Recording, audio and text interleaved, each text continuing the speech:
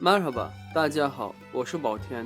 Fırında patlıcan kebabı 是土耳其很常见的家常菜。今天我来做个改良版的，做法非常简单，分享给大家。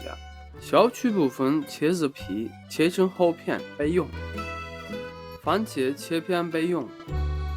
牛角肉里加入面包糠、盐、甜椒粉、孜然粉、黑胡椒粉、辣椒粉，混合均匀。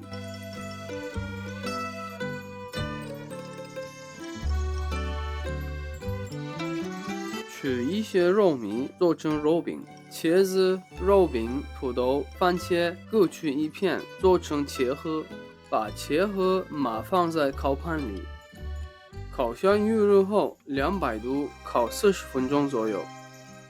好，fırında patlıcan kebabı做好了，它是一道适合招待客人的菜，希望大家也喜欢。afiyet olsun，请慢用。